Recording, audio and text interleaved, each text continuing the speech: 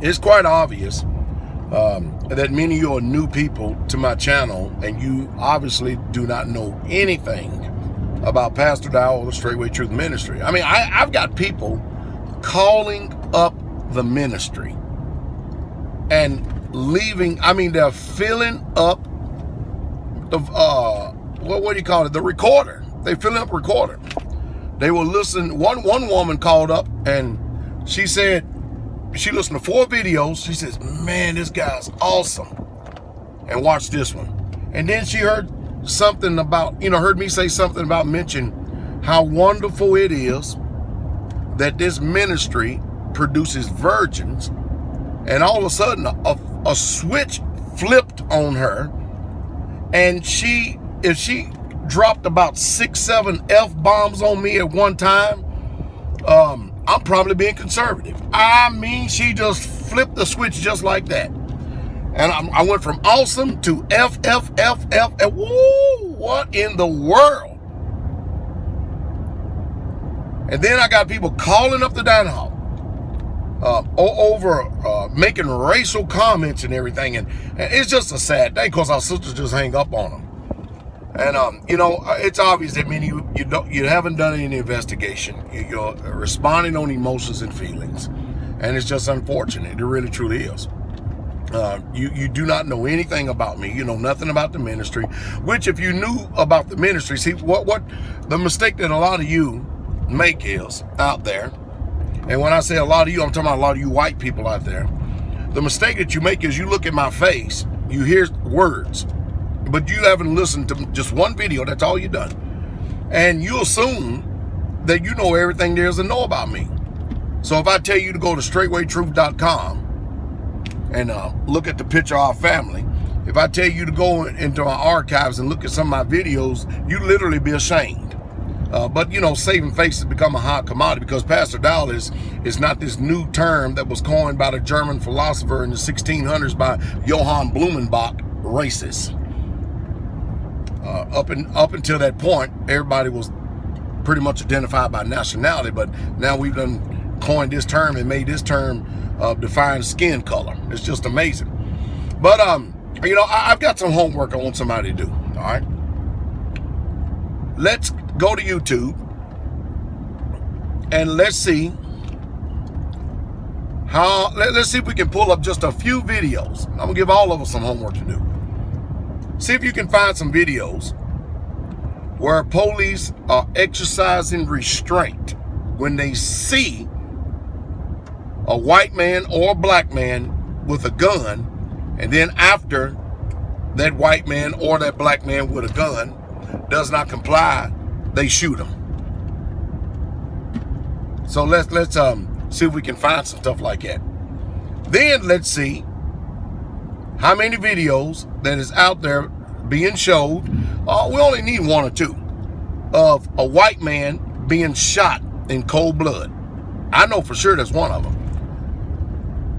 But let's see if we can find 3 videos of 3 white men being shot in cold blood and 3 videos of 3 black men being shot in cold blood. All right. But the main point of interest here of this investigation is this: how many videos out there where cops see a gun? And I'm going to insert this, that if it's a white man holding a gun, they exercise physical restraint. But if it's a black man, if they perceive or if they even see a gun, they kill him on the spot. Even if just for the threat of just seeing a gun, even if they just feel threatened. Now, that's my experience. That's what I see. But if you can produce a video showing me that the cops see a black man walking around with a gun, and he's threatening the general public, or he's putting the public at risk. Sorry about that. I usually put my phone on airplane mode so that I wouldn't have any interruptions, when making videos, but I didn't this time, so I got dropped off on a phone call there.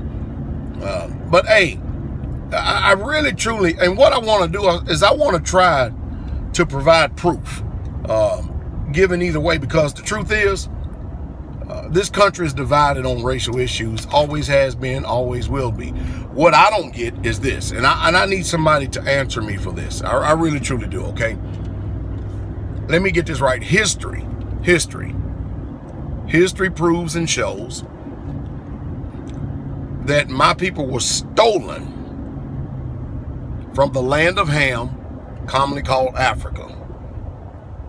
And we were brought over here on slave ships. We were beaten, we were lynched, we were murdered, we were robbed, we were sodomized. We were forbidden to read, we were forbidden to write. And if anybody got caught reading or writing, they would kill them.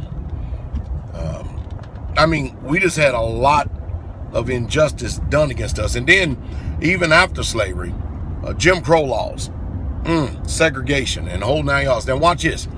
It was just in 2013. Go check this out. That I believe it was Mississippi. They were the last state in the union. Let me see if I can get my words right. They were the last state in the union to actually denounce or condemn slavery. 2013, Mississippi, the last state in the union. What took so long? Up until then, what's all been going on then? And so the way I see it, I'm speaking from my experience, and I know it's hard for whites to actually listen to my point of view, because the first thing that happens is your mind gets challenged. Well, it wasn't me, it wasn't this, it wasn't that, and wasn't this, it wasn't that. And of course, I'm not going to go in on that. I'm just stating facts. That's what I'm doing. I'm stating facts. And when I grew up in school, I went to a white junior high school, predominantly white high school. And when I mean predominantly white, in high school, there was no more than 30 blacks in the whole entire high school. All right. And I'm sitting in the classroom one day, and I'm looking around, history class. I'm hearing about all this history about America. And I'm not hearing anything about my history, because it's obvious that America has given me, as a minority, the designation of African American. Why don't they call whites European Americans? Why are you just called Americans? And these things that I bring up to get us to think, am I being racist because I'm stating facts, or is it too painful to be reminded of certain things that has never been repented of? Restitution has never been made. I mean, what is it? I want to know what the attitude is, because I'm not like pastors out here that many of you people are familiar with.